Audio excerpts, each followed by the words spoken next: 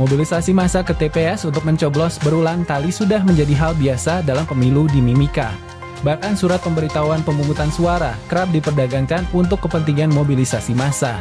Lalu bagaimana KPU Mimika mengantisipasi potensi kecurangan ini dalam Pilkada 2024? Mobilisasi ya, sebenarnya itu kecurangan pemilu, masuk di kecurangan pemilu ya.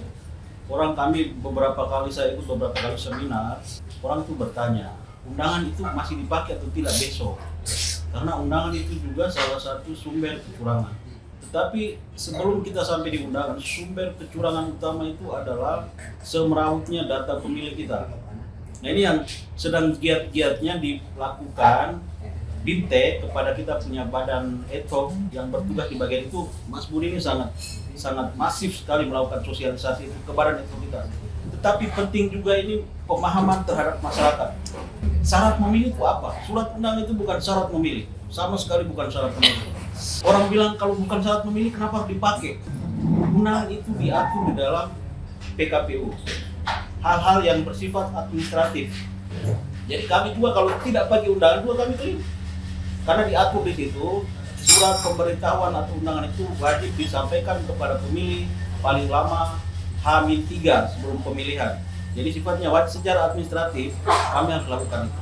Nah persoalannya adalah bagaimana supaya pesan bahwa undangan itu bukan merupakan syarat pemilih itu bisa sampai ke masyarakat luas. Nah kami sudah undang RT, kami sudah undang tokoh masyarakat untuk mensosialisasikan ini. Nanti Mas Budi bisa tambahkan sejauh mana mereka punya di divisi data ini, teman-teman berupaya untuk itu. Yang paling penting adalah memperbaiki data pemilih. Kalau data pemilih kita sudah bagus, sudah teratur, sudah by name, by address, maka potensi pelanggaran seperti itu tidak akan terjadi. Itu bisa terjadi karena tadi data pemilih kita.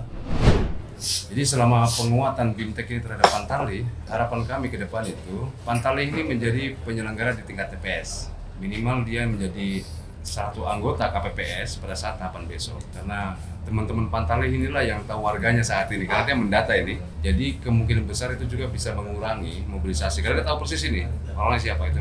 Yang kedua, nyambung dari Pak Hiro tadi sampaikan bahwa ketika data ini akurat, cukup valid, orang itu bisa memilih sesuai dengan alamat domisilinya, sehingga peluang surat-surat sisa kan sedikit. Bayangkan saja carut marut, nah pemilih banyak ditolak, memang karena namanya tidak terhadap DPT dan berujung kepada banyaknya surat-surat sisa. Nah itulah dimanfaatkan oleh mobilisasi. Kita tetap bersinergi terus dengan Bawaslu bahwa coba kita akan betul-betul tegakkan ketika terjadi pelanggaran pilkada besok, sehingga bisa meredam di awal, tidak berlanjut sampai di tingkatan yang lebih jauh pada saat misalnya kampanye dan segala macamnya begitu. Itu berkaitan dengan langkah apa ya kira-kira terkait dengan mobilisasi.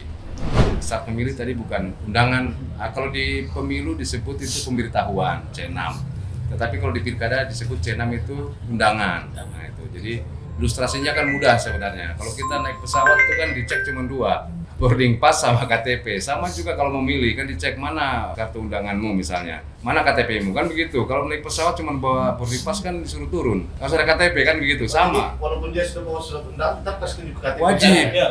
Wajib. Jadi cek dulu mana undanganmu, oh KTP mana. Jadi yang sebenarnya bukan undangannya, yang dicek tuh KTP-nya dulu. Cek di DPT, ketika ada undangannya salah nggak masalah. Seperti itu. Jadi ini tolong bantuan juga dari media disosialisasikan secara masif. Mungkin itu tambahan saya begitu.